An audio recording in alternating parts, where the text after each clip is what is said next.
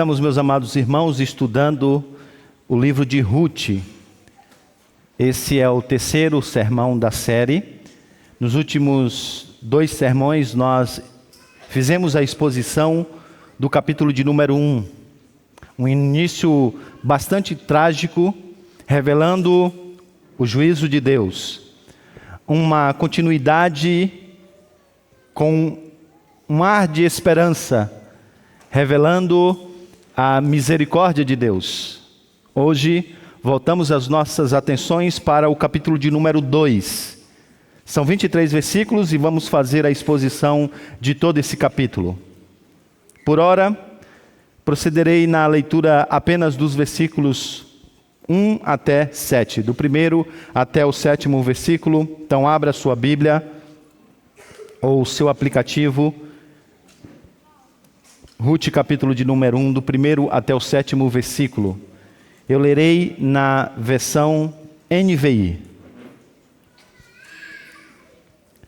Ruth, capítulo de número 2, do primeiro ao 7º versículo.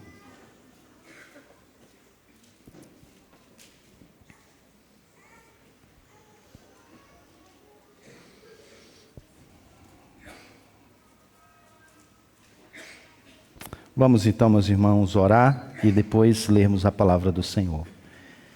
Ó Deus bendito, precisamos da iluminação do Teu Santo Espírito para compreendermos a Tua palavra.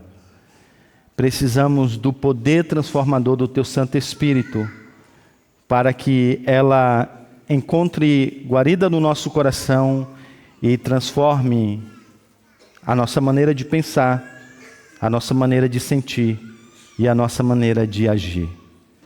Dar, ó Deus, que nesse momento o Teu Santo Espírito haja no nosso meio e que a Tua palavra penetre no mais profundo do nosso ser. Em nome de Jesus. Amém. Ruth, capítulo de número 2, do 1º ao 7º verso. Noemi tinha um parente por parte do marido. Era um homem rico e influente. Pertencia ao clã de Elimeleque e chamava-se Boaz. Ruth, a moabita, disse a Noemi: vou recolher espigas no campo daquele que me permitir. Vá, minha filha, respondeu Noemi. Então ela foi e começou a recolher espigas atrás dos cefeiros. Casualmente entrou justo na parte da plantação que pertencia a Boaz, que era do clã de Elimeleque. Naquele exato momento, Boaz chegou de Belém e saudou os cefeiros. O Senhor esteja com vocês. Eles responderam: o Senhor te abençoe. Boaz perguntou ao capataz dos cefeiros: a quem pertence aquela moça? O capataz respondeu: é uma moabita que voltou de Moabe com Noemi. Ela me pediu que a deixasse recolher e juntar espigas entre os feixes, após os ceifeiros. Ela chegou cedo e está em pé até agora. Só sentou-se um pouco num abrigo. Esta é a santa palavra do Senhor. Existe um dispositivo literário bastante usado e bem conhecido nos enredos de comédias, principalmente comédias românticas. Esse dispositivo das comédias modernas é chamado de encontro fofo. Sim, eu imagino que deve ter sido alguma mulher roteirista que cunhou esse termo.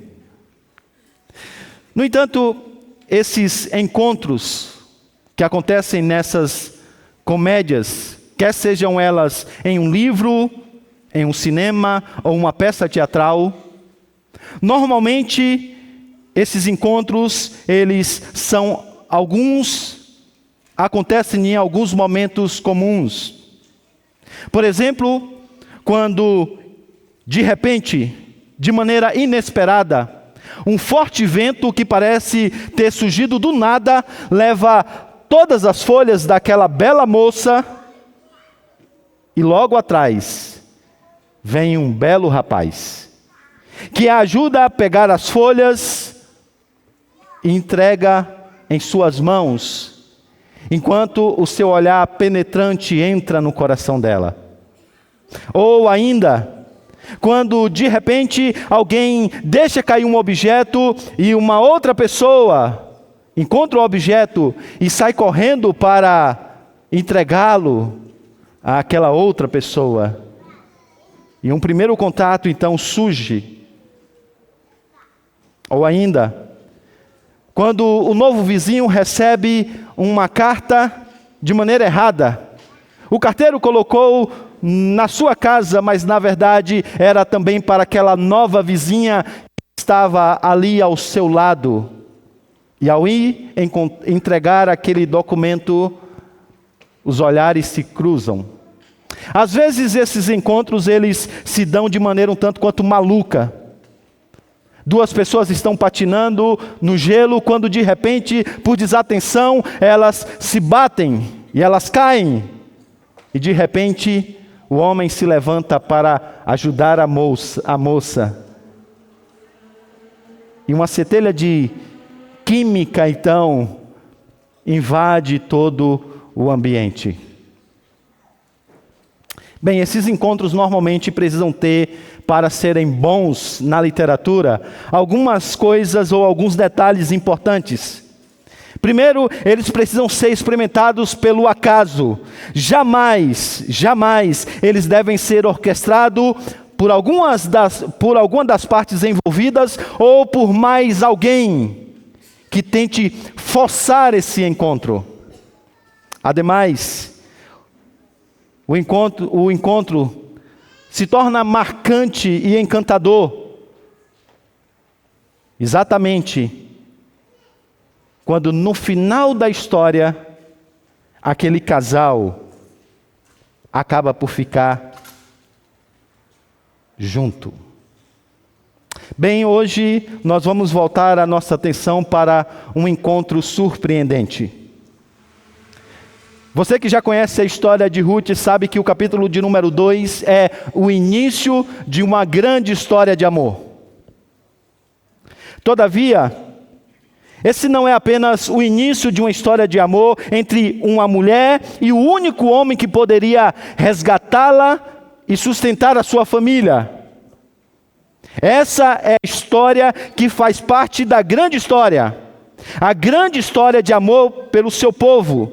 De Deus pelo seu povo. E nessa grande história de amor, você encontra os personagens como sendo elementos usados pelo narrador para apontarem para Deus. Cada personagem, cada ação é como se fosse um dedo apontado para Deus, dizendo: veja isso, veja isso, veja isso, veja isso. O tema dessa manhã, então, é o amor leal do Senhor.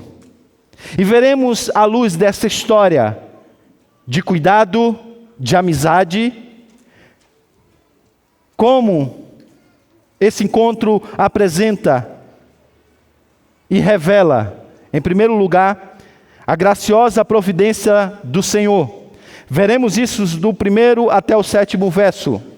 Em segundo lugar, a graciosa proteção do Senhor. Veremos isso nos versos 8 até 13.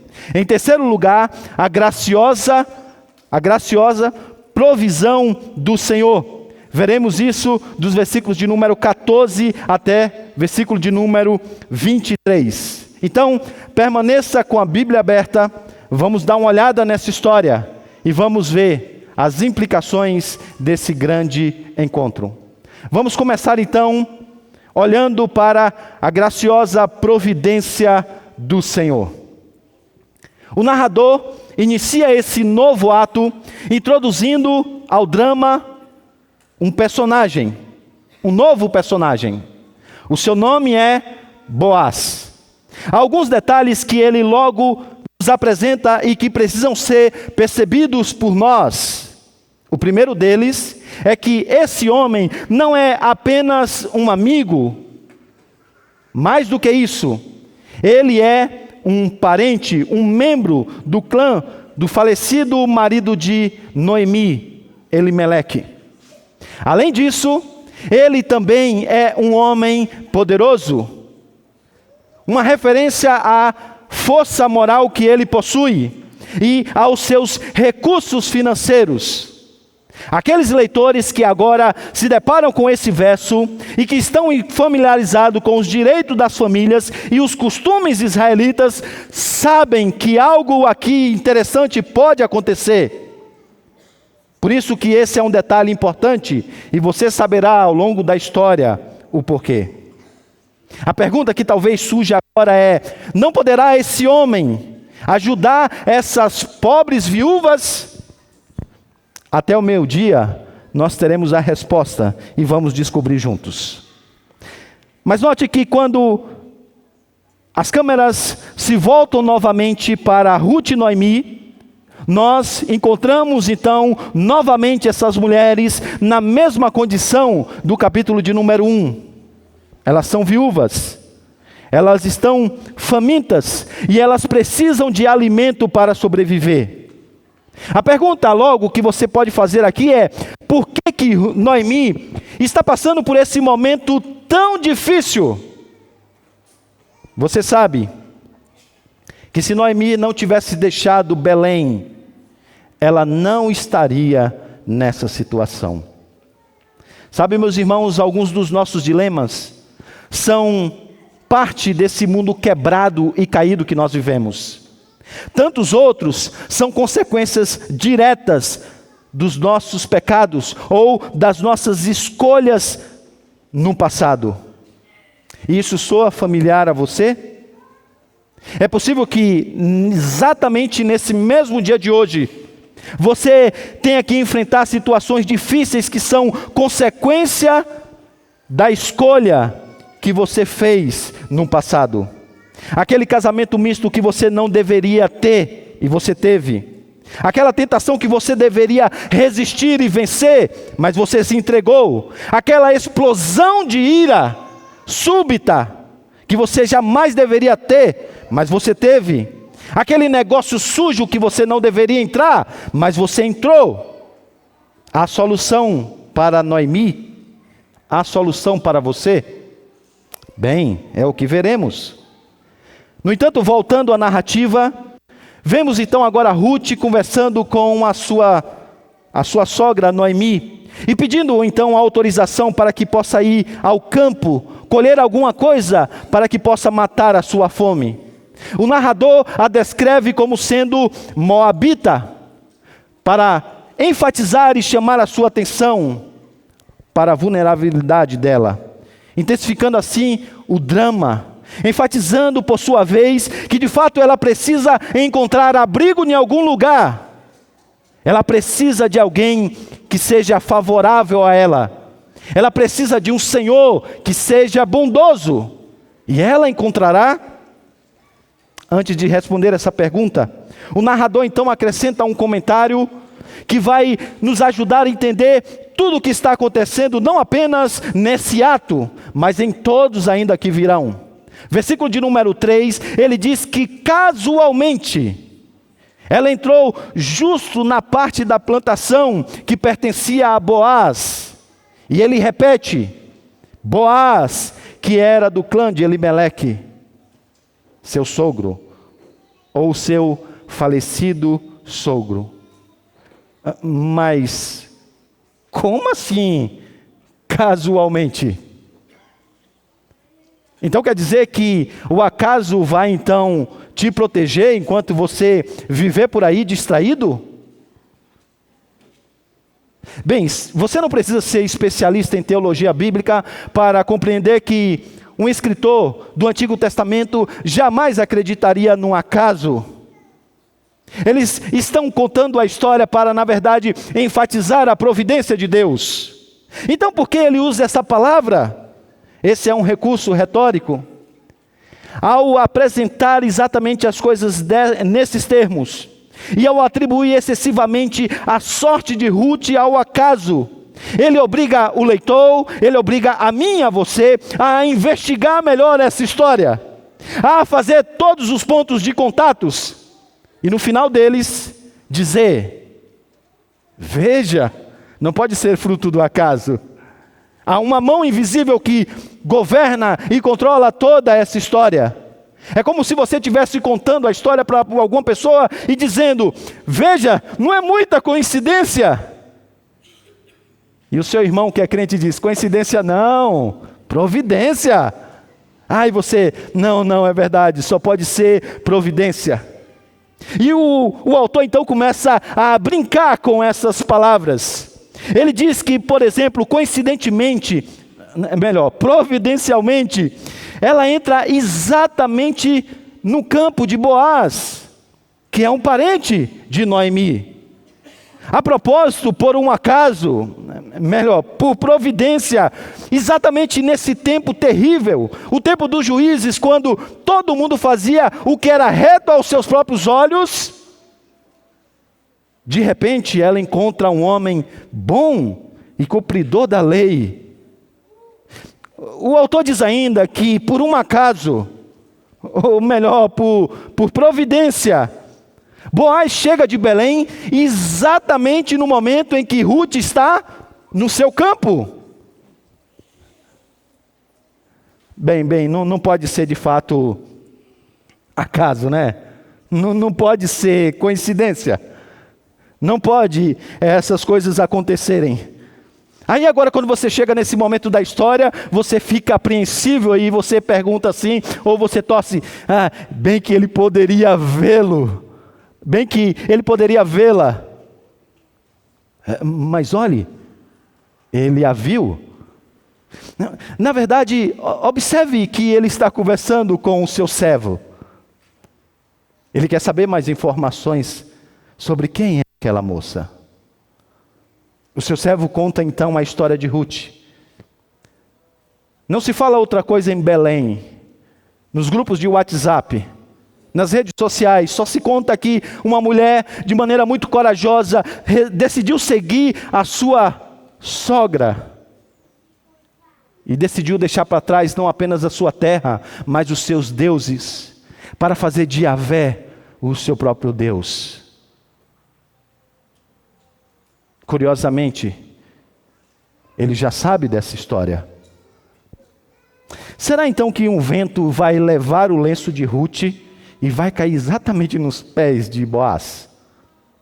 Será que de repente ela vai lá catar alguns cereais e de repente vai deixar cair alguma coisa e ele vai vir pegar e dizer: ei, esses cereais não são seus?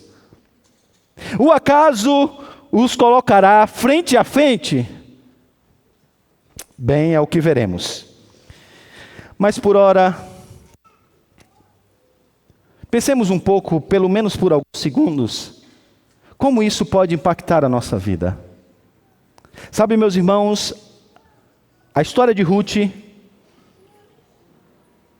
é uma boa história para você que tem dificuldade em perceber que por trás do cenário Deus sempre está trabalhando, mesmo que de forma misteriosa, para cumprir o seu plano em sua vida. E o que isso significa para você? Se isso é verdade, então nada foge dos seus planos. Não há uma coisa que aconteça com sua vida que seja fruto do acaso. Não há nada que não esteja debaixo da sua providência. E se isso é verdade, o que muda na sua vida? Isso quer dizer então que a sua vida pode ser mais leve? Isso quer dizer que a sua ansiedade pode ser mais controlada? Isso quer dizer que o seu sono pode ser mais profundo? Porque existe alguém que está cuidando de todos os detalhes para cumprir o seu plano em sua vida. O amanhã só será amanhã, mas o amanhã já está debaixo dos seus cuidados. E Ele já dirige todas as coisas. Essa então é a primeira lição. Essa história, no seu início, nos apresenta a graciosa providência do nosso Senhor. A narrativa continua. E agora nos deparamos com a graciosa proteção do Senhor. Deus, pela sua providência, não conduziu Ruth apenas ao campo de Boaz, mas também o conduziu a um verdadeiro homem e um verdadeiro protetor. Como nós lemos na liturgia, a lei diz que pessoas como Ruth e Noemi, elas poderiam colher aquilo que foi deixado para trás, ou ainda aquilo que estava no canto da propriedade.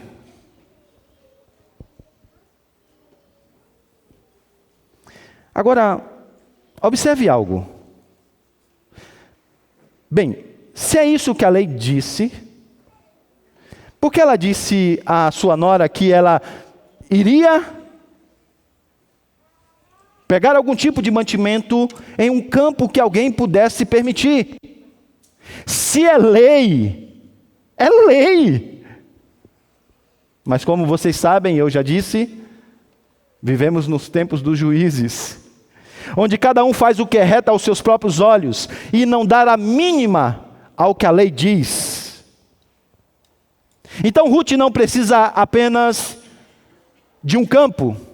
Ruth precisa de um protetor, de alguém que possa ajudá-la, protegê-la e prover aquilo que ela de fato precisa.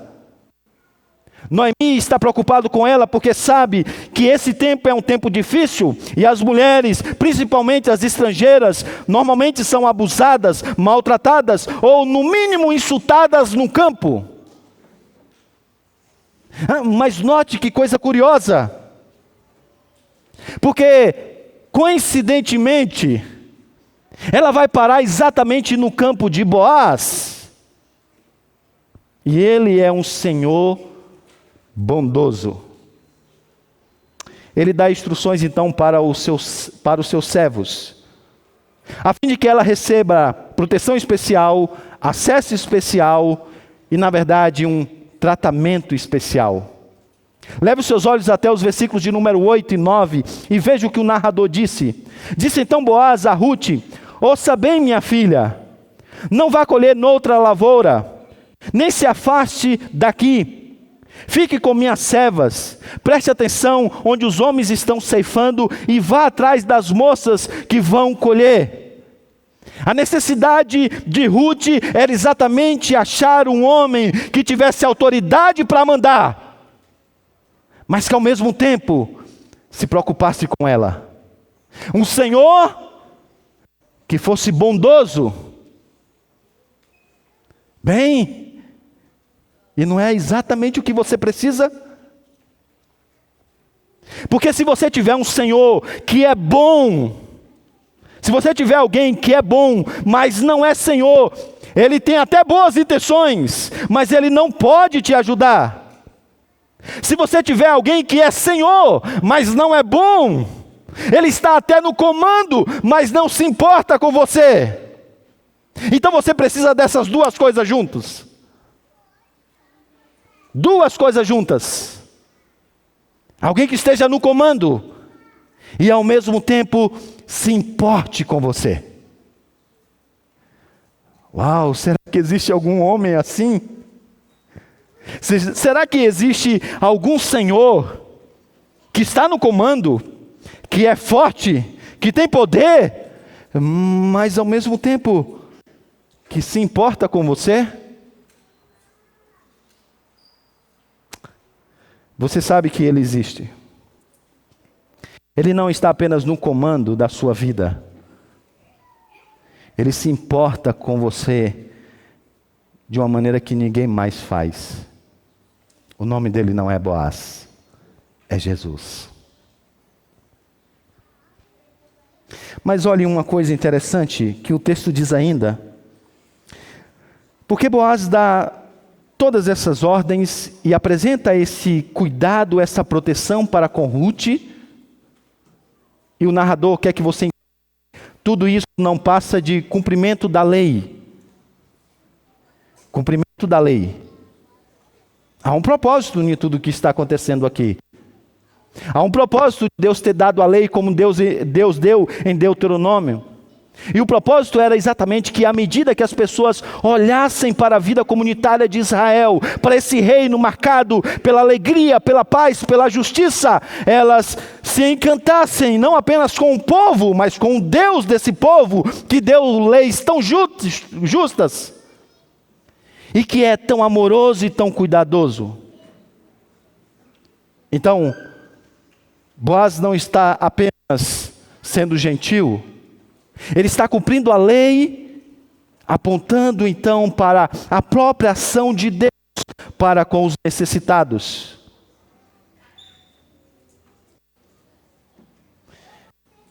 E sabe, meus amados irmãos,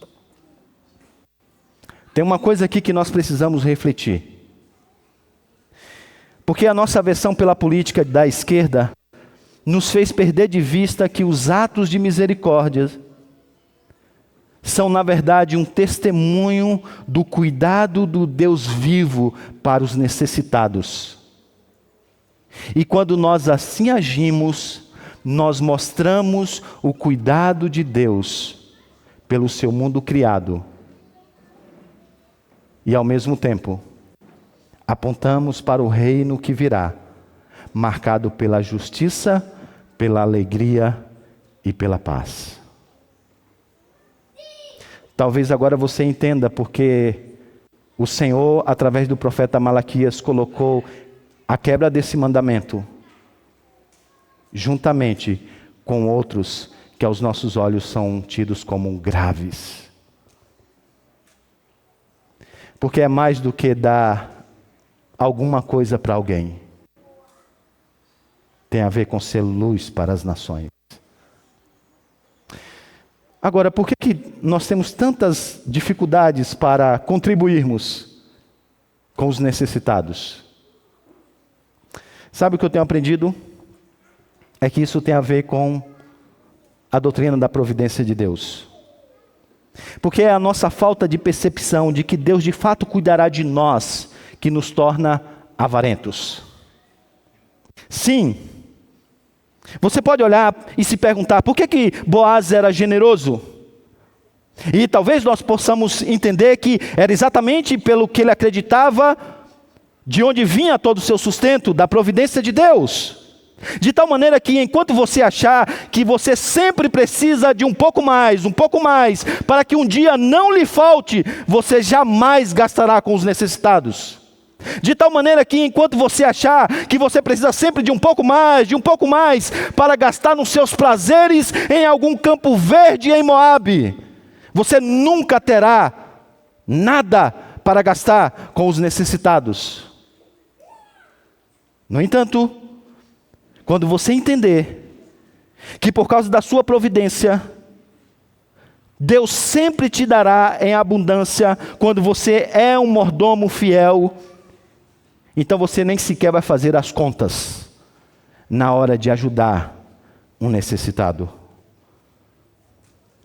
Você dá com liberalidade, porque você sabe que Deus vai dar mais e mais e mais e mais. E vai cuidar de você, cuidar de você e cuidar de você. E se um dia Ele não der mais, Ele vai cuidar de você, vai cuidar de você, vai cuidar de você, vai cuidar de você. Em última instância, nada é por causa da gente. Tudo é por causa da providência do Senhor. Nós somos apenas mordomos de tudo que Ele coloca sobre as nossas mãos. Então Boaz olha e diz: se eu tenho em abundância e há necessitado, para que eu vou guardar tudo isso como aquele homem da parábola? Jesus disse: louco, se hoje alguém pedir a sua alma o que você tem, para quem será? Agora voltando à narrativa, nós nos deparamos com Ruth agora espantada com o que está acontecendo. Ela se inclina diz o versículo de número 10, se prostra, ao ponto de encostar o seu rosto na terra.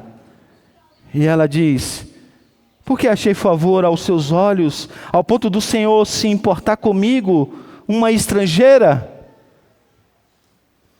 Isso parece ser dramático demais, mas o leitor original sabe que essa é uma postura de gratidão e humildade.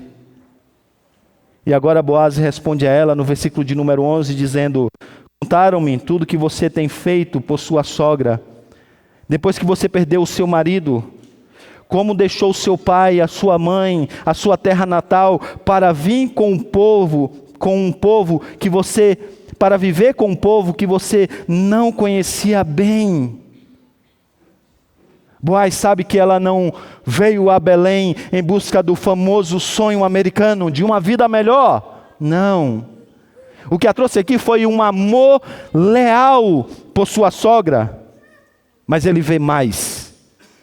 Ele já vê aspectos do amor leal para com o Senhor. Ele vê fé nela. Porque ele sabe que de todos os lugares que Ruth poderia ir para encontrar qualquer tipo de abrigo, ele vem exatamente se refugiar em Israel e debaixo das asas do Senhor. Quando o mundo de Ruth desmoronou, ela deixou tudo para trás para se refugiar no Senhor.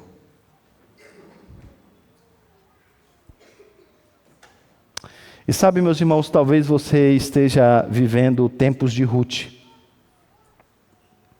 O casamento não tem dado certo, os filhos estão rebeldes, os planos para a empresa falharam, seus investimentos estão no vermelho, a dor parece não ter fim, as lágrimas parecem não secar, o ventre parece para sempre estéril.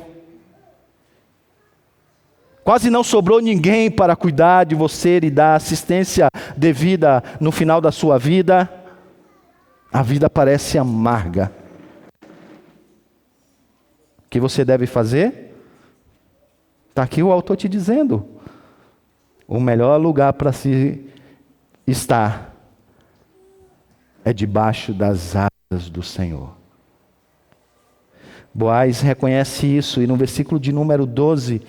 ele então abençoa Ruth pela sua escolha. O Senhor te pague pelo que fizeste, e uma recompensa completa seja pelo Senhor, o Deus de Israel, sob cujas asas você veio se refugiar. Bem, então até aqui vimos duas coisas. A primeira, olhamos para a providência do Senhor. A segunda, olhamos para a graciosa proteção do Senhor. Terceiro e último lugar, voltemos a nossa atenção para a provisão do Senhor, para Ruth e Noemi, através de Boaz. Versículo de número 14 até 17 diz o seguinte: na hora da refeição, Boaz lhe disse: venha cá, pegue um pedaço de pão e molhe no vinagre. Quando ela se sentou junto aos cefeiros, Boaz lhe ofereceu grãos tostados. Ela comeu até ficar satisfeita e ainda sobrou. Quando ela se levantou para recolher as espigas, Boaz deu estas ordens aos seus servos: mesmo que ela recolha entre os feixes, não a repreendam, o que provavelmente sempre acontecia. E continuou: ao contrário, quando estiverem colhendo, tirem para ela algumas espigas dos feixes e deixem-nas cair para que ela as recolha e não a impeçam.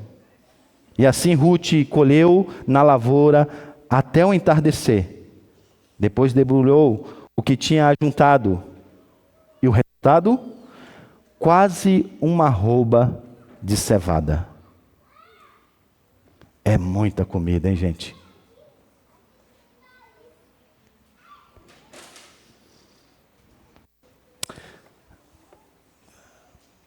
Sabe, agora os leitores que já passaram pelo capítulo de número 1 e viram toda a história, devem estar então agora percebendo que, na verdade, ao redor de Belém, uau, há muita coisa. E de fato no reino de Deus há abundância. Daqui a pouco nós vamos ver Ruth voltando para casa, e quando ela chega, Noemi diz: o que aconteceu? Onde você achou tudo isso? Quem foi favorável assim com você? E depois dela ouvir a história, ela diz: olha, então não vá para outro lugar. Fique exatamente nesse lugar, não saia daí. Mas que conselho óbvio, né? Pense comigo, quem em sã consciência poderia escolher outro lugar para ir? Quem, tendo a cabeça no lugar e conhecendo a Yahvé, iria para qualquer outro tipo de campo em busca de comida? Quem? Vocês sabem, né? Esse é exatamente o ponto. Está claro de que Elimeleque, juntamente com Noemi, jamais deveriam ter ignorado a provisão do Senhor e buscar sustento nos campos fora de Belém, em reinos governados por outros deuses.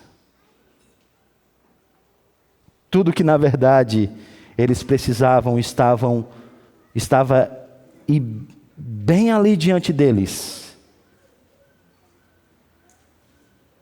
Os campos do Senhor, na verdade, nos satisfazem plenamente.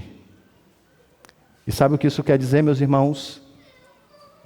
Que você não precisa correr para os campos onde as paixões desse mundo são evidentes e vista aos olhos, e que você não deve escolher por vista, mas por fé.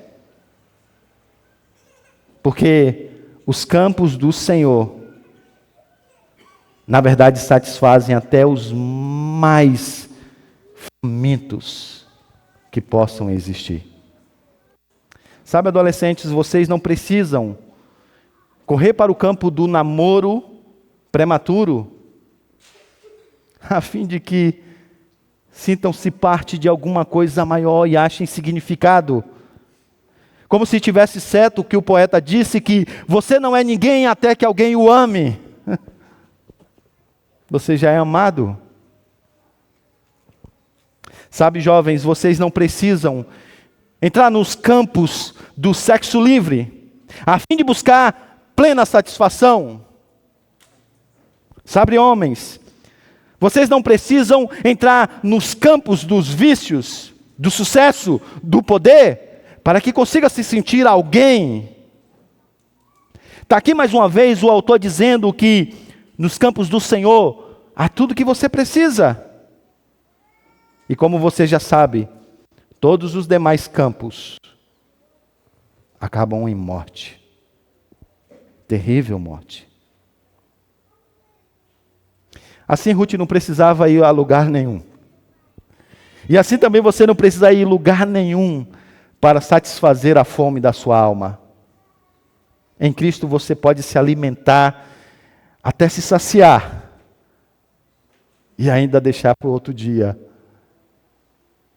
Ou ainda levar para alguém. É isso que Ruth faz. Ela volta para casa. E isso você vê nos versículos de número 18 até 23. E ela volta para a sua casa, e quando ela chega lá então, ela mostra o resultado do seu dia de trabalho. Noemi então olha para aquilo e diz: bendito seja aquele que se importou com você. Na comunidade da fé, as pessoas se importam umas com as outras.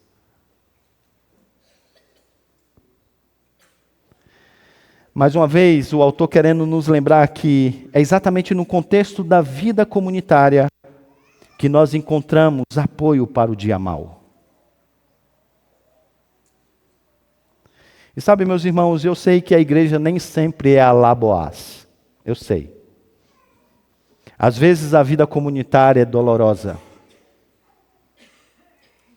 É mais difícil. No entanto, como confessou uma vez certo autor, ao dizer que eu abandonei a igreja durante algum tempo,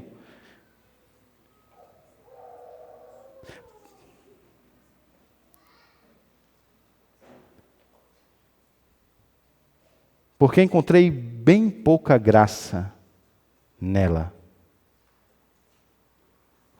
Eu abandonei a igreja por algum tempo, porque encontrei bem pouca graça nela. Eu voltei, porque não encontrei graça em nenhum outro lugar. É no contexto comunitário que nós encontramos Deus agindo na vida do seu povo, através dos seus servos. Mas voltando à narrativa, o melhor ainda está por vir. Porque se Noemi está alegre, simplesmente por causa daquele tanto de comida, como se encontrará o coração dela quando souber que esse homem é Boaz? E Ruth agora diz: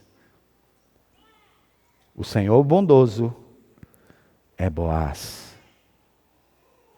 Explodindo então em alegria, no versículo de número 20, ela diz: seja ele abençoado pelo Senhor, que não deixa de ser leal e bondoso com os vivos e com os mortos.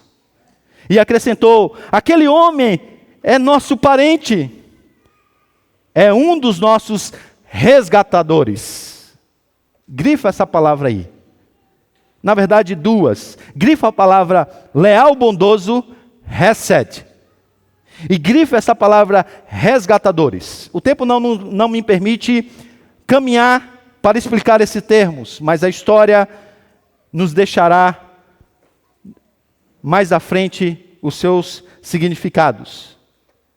De qualquer maneira, Ruth percebe que aquele homem extremamente honrado e bondoso que a ajudou é, na verdade, um parente que pode ser o grande Redentor. Bem, agora nós estamos chegando no final. E agora o autor diz que depois de todo esse tempo, e ela passou ali alguns meses indo e voltando ao campo,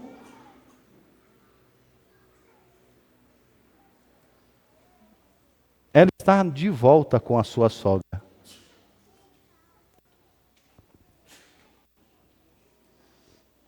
Puxa, que final anticlimático, né?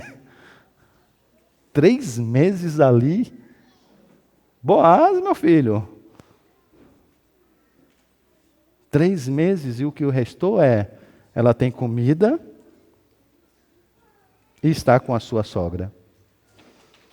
As mulheres não acharam esse final nada fofo, né? Guardem os lenços, irmãs. Eu sei que vocês esperavam agora Boaz fazendo um coração enorme de cereais, se aproximando de Ruth, ajoelhando-se e fazendo o pedido de casamento enquanto transmite toda a cena pelo Instagram. Não, tem nada disso. A história simplesmente termina dizendo que ela tem comida, mas está com a sua sogra. Lembra dos problemas desse texto ou dessa família? Problema número 1, eles precisam de mantimento. Então parece que está parcialmente resolvido. Problema número 2, eles precisam de uma família. Elas precisam de uma família. Mas para isso precisa de um resgatador. E será que Boaz será esse cara? Sem spoiler, tá? Vocês vão ter que voltar nos próximos domingos para saber. E não vale ler o final da história.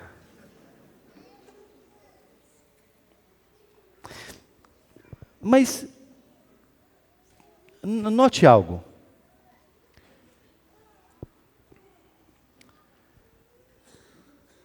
Talvez já dê para a gente ter uma ideia. Porque pense comigo, se Deus está tão fielmente provendo de maneira tão abundante a necessidade de alimento de Ruth,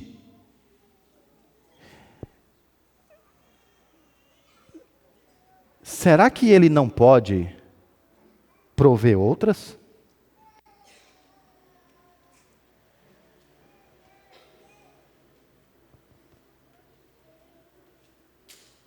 Será que não pode dar a Ruth uma nova família? Sabe, e quanto a você? Desculpe dar um salto histórico longo, mas a gente sabe não apenas onde essa história vai terminar no capítulo 4. A gente sabe onde essa história vai terminar na grande história. Um verdadeiro resgatador será enviado por Deus para nos redimir. Bem, então isso quer dizer que Deus nos deu a Jesus. Então, talvez a gente possa pensar, se Deus nos deu a Jesus, o que mais Ele pode não nos dar? Se Deus nos deu a Jesus, Ele não pode dar a você, irmã, o marido e o companheiro que Ele sabe que você precisa? Bem, se Deus nos deu a Jesus, Ele não pode dar a você, irmão, a mulher, a esposa que você precisa?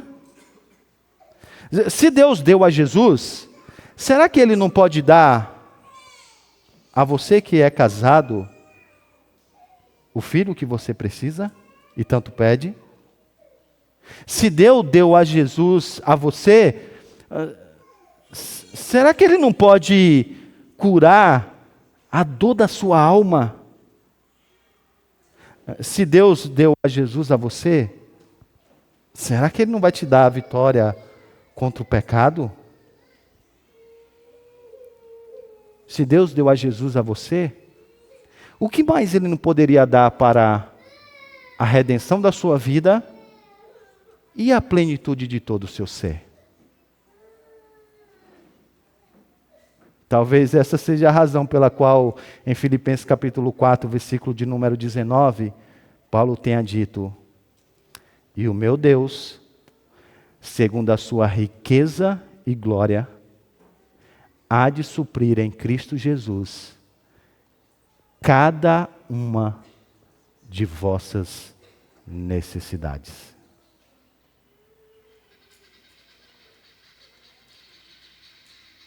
Deu para ver que não precisa ir a Moabe, hein? Em Cristo você tem tudo o que você precisa. E você pode vir a Ele para saciar a sua alma.